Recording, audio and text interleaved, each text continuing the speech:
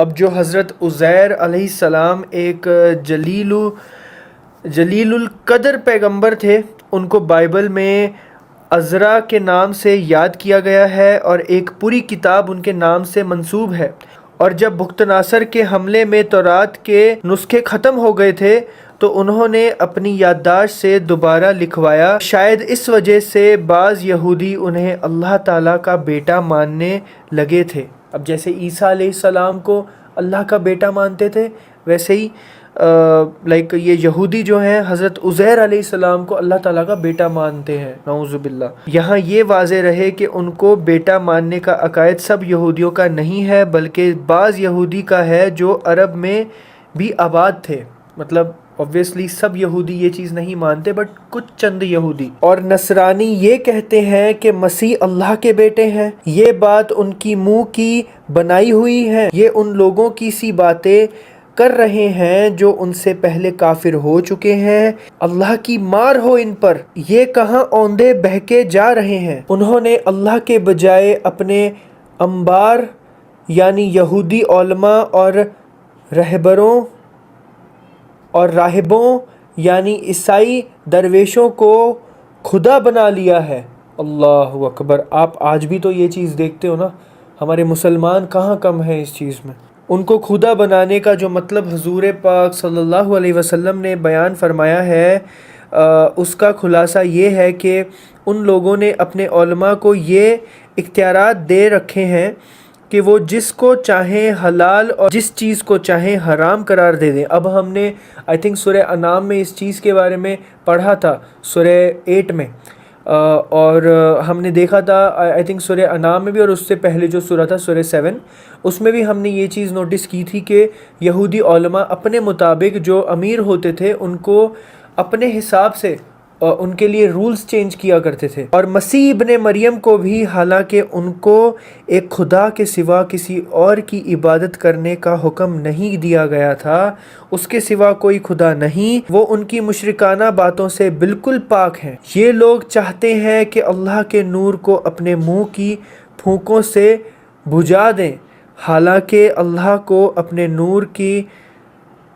تکمیل کے سوا ہر بات نامنظور ہے، چاہے کافروں کو یہ بات کتنی بری لگے۔ وہ اللہ ہی تو ہے جس نے اپنے رسول کو ہدایت اور سچا دین دے کر بھیجا ہے تاکہ اسے ہر دوسرے دین پر غالب کر دے، چاہے مشرک لوگوں کو یہ بات کتنی ناپسند ہو۔ اے ایمان والوں، یہودی احبار اور عیسائی راہبوں میں سے بہت سے ایسے ہیں کہ لوگوں کا مال ناحق طریقے سے کھاتے ہیں اور دوسروں کو اللہ کے راستے سے روکتے ہیں۔ اب آپ دیکھ لو ہمارے مسلمانوں میں بھی آج کی ڈیٹ میں کتنے سارے ایسے ہیں لوگ جو قرآن پڑھاتے ہیں، مدرسے چلاتے ہیں، بٹ دوسروں کا مال ناحق طریقے سے، کچھ لوگ ایسے ہیں جو کھاتے ہیں، واللہ عالم کون ہیں یہ لوگ، پر ہیں ایسے لوگ اور یہ غلط کام کرتے ہیں، اور یہ بہت غلط بات ہے یہ۔ اور جو لوگ سونے چاندی کو جمع کر کر رکھیں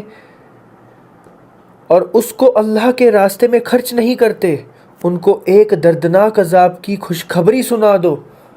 اللہ اکبر۔ صرف نماز پڑھ رہے ہو، حج پہ جا رہے ہو، سب کر رہے ہو، پر اگر یہ کام نہیں کر رہے تو آپ کے لیے خوشخبری ہے یہ۔ جس دن اس دولت کو جہنم کی آگ میں تپایا جائے گا، پھر اس سے ان لوگوں کی پیشانیاں اور ان کی پیٹھیں داغی جائیں گی اور کہا جائے گا کہ یہ ہے وہ خزانہ جو تم نے اپنے لیے جمع کیا تھا، اب چکھو اس خزانے کا مزہ جو تم جوڑ جوڑ کر رکھا کرتے تھے۔ حقیقت یہ ہے کہ اللہ کے نزدیک مہینوں کی تعداد 12 مہینے ہے جو اللہ کی کتاب یعنی لوح محفوظ کے مطابق اس دن سے نافذ چلی آتی ہیں جس دن اللہ نے آسمان اور زمین کو پیدا کیا تھا۔ اس 12 مہینے میں سے 4 حرمت والے مہینے ہیں۔ ماشاءاللہ تبارک اللہ۔ آپ بتاؤ کون سے 4 حرمت والے مہینے ہیں؟ کمنٹ سیکشن میں ضرور بتائیے گا۔ یہی دین کا سیدھا سادہ تقاضا ہے، لہٰذا ان مہینوں کے معاملے میں اپنی جانوں پر ظلم نہ کرو۔ اب یعنی اللہ تعالیٰ نے مہینوں کی جو ترتیب مقرر فرمائی ہے اس میں رد و بدل کر کے مہینوں کو آگے پیچھے کرنے کا نتیجہ یہ ہے کہ جس مہینے میں لڑائی حرام تھی اس میں اسے حلال کر لیا گیا، جو ایک بڑا گناہ ہے، اور گناہ کا ارتکاب کرنے والے خود اپنی جان پر ظلم کرتے ہیں، کیونکہ اس کا برا انجام اس کی جان ہی کو بھگتنا پڑے گا۔ ساتھ ہی اس جملے میں اس طرف بھی اشارہ ہے کہ اس حرمت والے مہینوں میں اللہ تعالیٰ کی زیادہ سے زیادہ عبادت کرنی چاہیے، اور ان مہینوں میں گناہوں سے بچنے کی فکر اور دنوں سے زیادہ کرنی چاہیے، اور تم سب مل کر مشرکینوں سے اسی طرح لڑو جیسے وہ سب تم سے لڑتے ہیں، اور یقین رکھو کہ اللہ متقی لوگوں کے ساتھ ہے۔ اور یہ نسی یعنی مہینوں کو آگے پیچھے کر دینا تو کفر میں ایک مزید اضافہ ہے جس کے ذریعے کافروں کو گمراہ کیا جاتا ہے۔ یہ لوگ اس عمل کو ایک سال حلال کر لیتے ہیں اور ایک سال حرام کر لیتے ہیں، تاکہ اللہ نے جو مہینے حرام کیے ہیں ان کی بس گنتی پوری کر لیں، اور اس طرح جو بات اللہ نے حرام قرار دی تھی اسے حلال سمجھ لیں۔ انہوں نے 4 مہینے کی گنتی تو پوری کر دی، لیکن ترتیب بدلنے کا نتیجہ یہ ہوا کہ جس مہینے میں واقعتاً اللہ تعالیٰ نے لڑائی حرام قرار دی تھی اس میں انہوں نے لڑائی کو حلال کر دیا۔ ان کے بد عملی ان کی نگاہ میں خوشنما بنا دی گئی، اور اللہ ایسے کافر لوگوں کو ہدایت تک نہیں پہنچاتا۔ اے لوگوں جو ایمان لائے ہو، تمہیں کیا ہو گیا ہے جب تم سے کہا گیا کہ اللہ کے راستے میں جہاد کے لیے کچھ کرو تو تم بوجھل ہو کر زمین سے لگ گئے۔ اب یہاں سے غزوہ تبوک کے مختلف پہلوؤں کا بیان شروع ہو رہا ہے، ٹھیک ہے۔ ابھی یہاں سے جو یہ ابھی آیت میں نے پڑھی نا، تو اب یہاں پہ جب حضور صلی اللہ علیہ وسلم فتح مکہ اور غزوہ حنین جو میں نے ابھی تھوڑی دیر میں جس کا ہم نے ذکر کیا، اس کے سفر سے واپس مدینہ منورہ تشریف لائے، تو کچھ عرصے بعد شام سے آنے والے کچھ سوداگروں نے مسلمانوں کو بتایا کہ رومی سلطنت کے بادشاہ ہرقل مدینہ منورہ پر ایک زوردار حملہ کرنے کی تیاری کر رہا ہے، جس کے لیے اس نے ایک بڑا لشکر شام اور عرب کی سرحد پر جمع کر لیا ہے۔ اپنی فوجوں کو سال بھر کی تنخواہ پیشگی دے دی گئی ہے۔ صحابہ کرام رضی اللہ عنہ اگرچہ اب تک بہت سی جنگیں لڑ چکے تھے، مگر وہ سب جزیرہ عرب کے اندر تھیں، مطلب انہوں نے اپنے رشتہ داروں سے جنگ کی تھی، جو مکہ مکرمہ میں تھے، جو دوسرے لوگ تھے، عرب کے لوگ تھے، ان کے جاننے والے تھے، انہی سے جنگ کی تھی، مشرکین تھے۔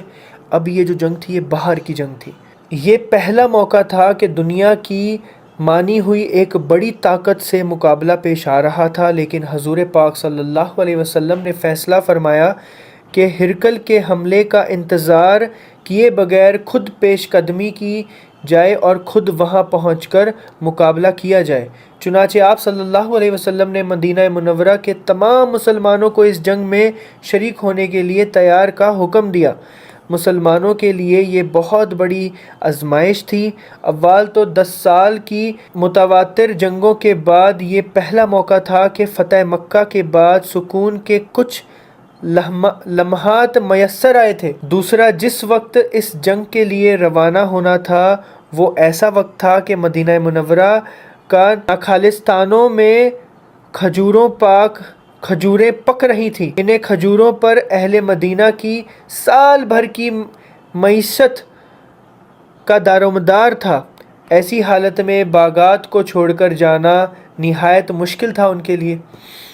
تیسری، یہ عرب میں گرمی کا سخت ترین موسم تھا، جس میں آسمان سے آگ برستی تھی اور زمین سے شعلے نکلتے محسوس ہوتے تھے۔ چوتھے، تبوک کا سفر بہت لمبا تھا اور تقریباً 800 میل کا یہ پورا راستہ لکودک صحراؤں پر مشتمل تھا، مطلب ریت تھا نا، ریگستان تھا، اتنا نہ ادھر پانی، نہ کھانے کا سامان، نہ کچھ۔ ابھی 6 یہ تھی کہ اس سفر کا مقصد رومی سلطنت سے ٹکر لینا تھا، جو اس وقت کی صرف یہ کہ دنیا کی سب سے بڑی طاقت تھی، بلکہ اس کے تاریخ کے جنگ سے بھی اہل عرب پوری طرح مانوس نہیں تھا۔ غرض ہر اعتبار سے یہ انتہائی بہت زیادہ مشکل تھا۔ جان و مال اور جذبات کی قربانی کا جہاد تھا، جس کے لیے حضور صلی اللہ علیہ وسلم 30 سال صحابہ کرام رضی اللہ عنہ کے لشکر کے ساتھ تبوک روانہ ہوئے۔ اللہ تعالیٰ نے ہرقل اور اس کے لشکر پر آپ صلی اللہ علیہ وسلم کی اس جرأت مندانہ پیش قدمی کا ایسا رعب طاری فرما دیا کہ وہ سب واپس چلے گئے اور مقابلے کی نوبت ہی نہیں آئی۔ اللہ اکبر! مذکورہ بھلا مشکل حالات کے باوجود صحابہ کرام رضی اللہ عنہ کی بھری اکثریت ماتھے پر بال لائے بغیر جان نثاری کے جذبے سے اس مہم میں شریک ہوئی۔ البتہ کچھ صحابہ ایسے بھی تھے جنہیں یہ سفر بھاری معلوم ہوا اور شروع میں انہوں نے کچھ تردد رہا، لیکن آخر کار وہ لشکر میں شامل ہو گئے، اور چند ایسے بھی تھے جو اس تردد کی وجہ سے آخر تک فیصلے نہ کر سکے اور سفر میں شریکت سے محروم رہے۔ اب دوسری طرف وہ منافقین تھے جو ظاہری طور پر تو مسلمان ہو گئے تھے لیکن اندر سے مسلمان نہیں تھے، اس لیے وہ مختلف ہیلوں بہانوں سے مدینہ منورہ میں رک گئے اور ساتھ نہیں گئے۔ اب آگے پڑھتے ہیں۔ کیا تم آخرت کے مقابلے میں دنیاوی زندگی پر راضی ہو چکے ہو؟ اگر ایسا ہے تو یاد رکھو کہ دنیاوی زندگی کا مزہ آخرت کے مقابلے میں کچھ بھی نہیں مگر بہت تھوڑا۔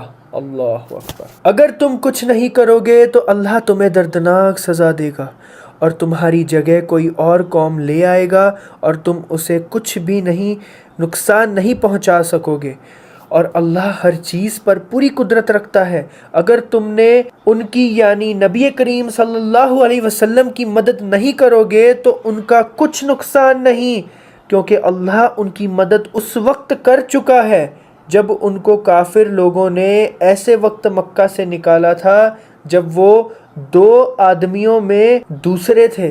اللہ اکبر! جب وہ دونوں غار میں تھے، جب وہ اپنے ساتھی سے کہہ رہے تھے کہ غم نہ کرو، اللہ ہمارے ساتھ ہے۔ اللہ اکبر! یہ ہجرت کا واقعہ ہے جس میں حضور پاک صلی اللہ علیہ وسلم اپنے ایک رفیق حضرت صدیق ابو بکر صدیق رضی اللہ عنہ کے ساتھ مکہ مکرمہ سے نکلے تھے اور 3 دن تک غار ثور میں روپوش تھے۔ مکہ مکرمہ کے کافر سرداروں نے آپ صلی اللہ علیہ وسلم کی تلاش کے لیے چاروں طرف لوگ دوڑائے ہوئے تھے۔ آپ صلی اللہ علیہ وسلم کو گرفتار کرنے کے لیے 100 اونٹوں کا انعام مقرر کیا ہوا تھا۔ ایک مرتبہ آپ صلی اللہ علیہ وسلم کو تلاش کرنے والے کھوجی غار ثور کے منہ تک پہنچے اور ان کے پاؤں حضرت صدیق رضی اللہ عنہ کو نظر آنے لگے، جس کی وجہ سے ان پر گھبراہٹ کا آثار ظاہر ہوئے، لیکن حضور پاک صلی اللہ علیہ وسلم نے اس موقع پر ان سے فرمایا تھا کہ غم نہ کرو، اللہ ہمارے ساتھ ہے۔ چنانچہ اللہ تعالیٰ نے غار کے ڈھانے پر مکڑے سے جالا بنا دیا اور وہ لوگ اسے دیکھ کر واپس چلے گئے۔ اس واقعے کا حوالہ دے کر اللہ تعالیٰ ارشاد فرما رہے ہیں کہ حضور پاک صلی اللہ علیہ وسلم کو کسی کی مدد کی ضرورت نہیں ہے، ان کے لیے اللہ تعالیٰ کی مدد کافی ہے۔ اللہ اکبر! چنانچہ اللہ تعالیٰ نے ان پر اپنی طرف سے تسکین نازل فرمائی اور ان کے ایسے لشکروں سے مدد کی جو تمہیں نظر نہیں آئے، اور کافر لوگوں کا بول نیچا کر دکھایا۔ بول تو اللہ ہی کا بالا ہے، بول بالا، اور اللہ اقتدار کا بھی مالک ہے اور حکمت کا بھی۔ جہاد کے لیے نکل کھڑے ہو، چاہے تم ہلکے ہو یا بوجھل، اور اپنے مال و جان سے اللہ کے راستے میں جہاد کرو، اگر تم سمجھ رکھتے ہو تو یہی تمہارے حق میں بہتر ہے۔ تو یہ اس وقت کے جو مسلمان تھے ان کے لیے اللہ تعالیٰ یہ حکم دے رہے ہیں ماشاءاللہ سے۔ تو ماشاءاللہ تبارک اللہ، یہ اتنا انٹرسٹنگ واقعہ تھا۔ ایون غار ثور کا واقعہ، جنگ تبوک کا واقعہ، جنگ حنین کا واقعہ، ماشاءاللہ سے کتنا بہترین آج کا یہ سیشن تھا۔ آپ کو کیسا لگا کمنٹ سیکشن میں ضرور بتائیے گا۔ کیا آپ نے پورا ویڈیو کو سٹارٹ ٹو اینڈ تک سچ میں دیکھا؟ کیا آپ نے اس ویڈیو کو 10 لوگوں کو شیئر کیا؟ کتنا ثواب ملے گا آپ کو اگر آپ نے جس کو شیئر کیا اور وہ اس کو سنے گا؟ اس کے بارے میں ضرور سوچئے گا۔ السلام علیکم ورحمۃ اللہ وبرکاتہ۔